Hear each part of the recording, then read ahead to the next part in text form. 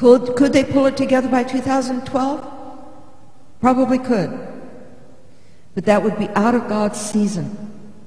So the church needs to pray. You know, the Satanists today pray that the church will go to sleep until the Antichrist arises. That's how they pray about you. They pray that you will stay in a state of apathy, a state of spiritual sleep, until the Antichrist comes forth and you can do nothing about it. Isn't that wonderful? You're being prayed for. And the amazing thing is, their prayers are working. The church is asleep. Even those, I can remember when I first started having these fantastic angelic visitations, and the Lord told me, I want you to go into the church and I want you to tell them what I've shown you. And so every place I would go, I mean, it would be standing room only crowds. If they had, rooms where they had it set up to a camera, those rooms would be filled. Every place I went, the people wanted to hear about the angels and what the angels had to say. And when I would contact pastors 6 months later or a year later and ask them how their church was doing, because there was such a fire ignited in those services. How is your church doing? Well, things have settled down. What does that mean? Well, the people, they were really on fire for a while, but, life goes on. So things have settled down and the fire's kind of simmered out. And I learned over the years that prophetic knowledge in the church doesn't necessarily convict the heart and bring the church into a place of transition.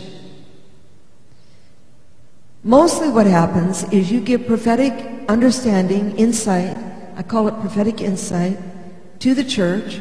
They love to hear it. They love the words of the prophet. They love the song of the prophet, Everyone loves to hear the prophetic word. But the church fails in this one thing. They do not take the prophetic word and use it to change their heart, which is what we must do. When we hear that God is going to do thus and so, or the enemy is going to do thus and so, we take those things and we use them to change our heart. If Satan is going to do this, then I need to prepare thus for what he's going to do. I need to change my life. I need to change my lifestyle, the way I live, the way I think, the way I feel, in preparation for the things that are coming. I used to tell everyone, everywhere I went, get rid of your credit cards. Just get rid of them. People would say, how do you live without a credit card? Well, people do it. I mean, there is potential in life beyond the credit card.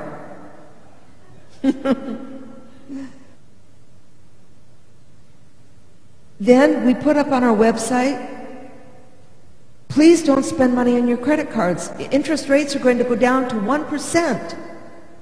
And it will be a trick to get you in debt on your credit cards.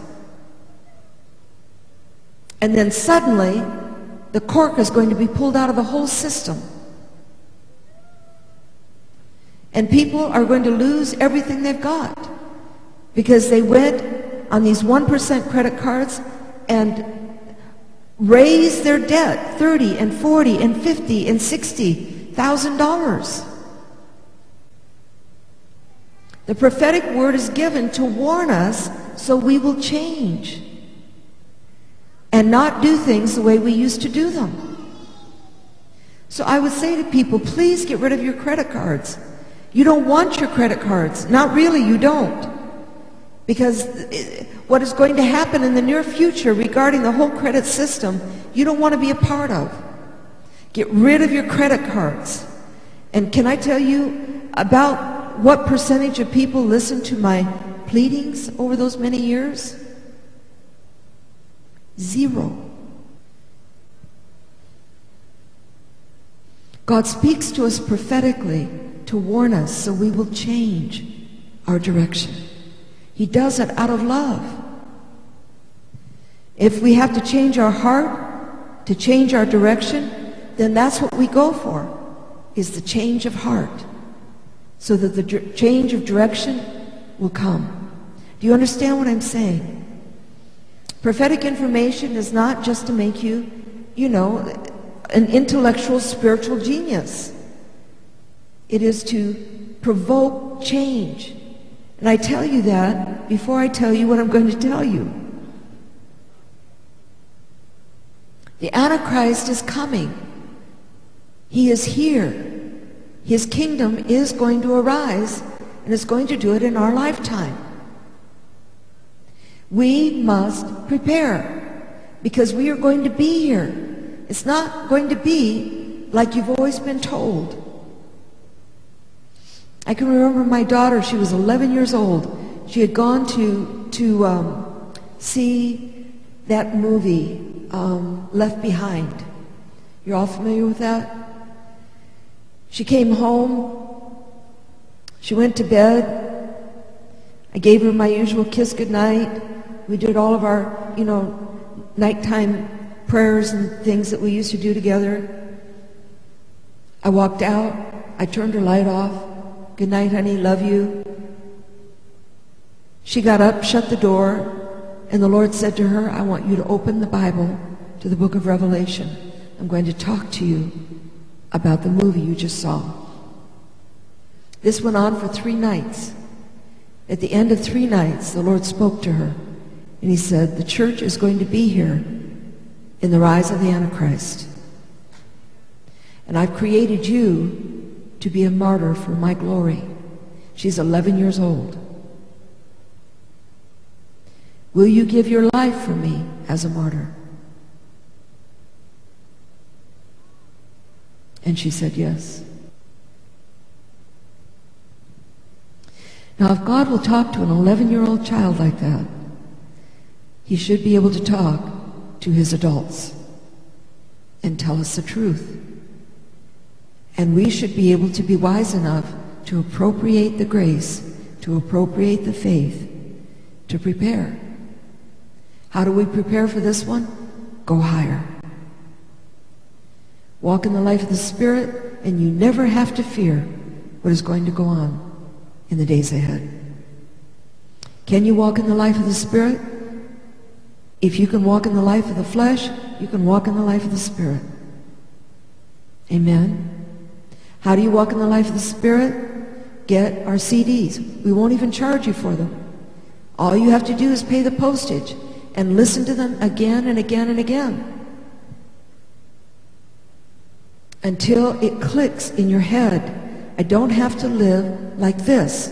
I can live higher than Christianity, traditions, and the spirit of religion. I can live above that and walk and live in the life of the Spirit. When you get it in your heart, the rest will flow. Amen? Are you still with me? I noticed none of you got up and left. I'm so proud of you. I was in India. 2 friends of mine and I met together in a hotel room. And as one of the friends and I were talking, the other friend was receiving a visitation from an angel.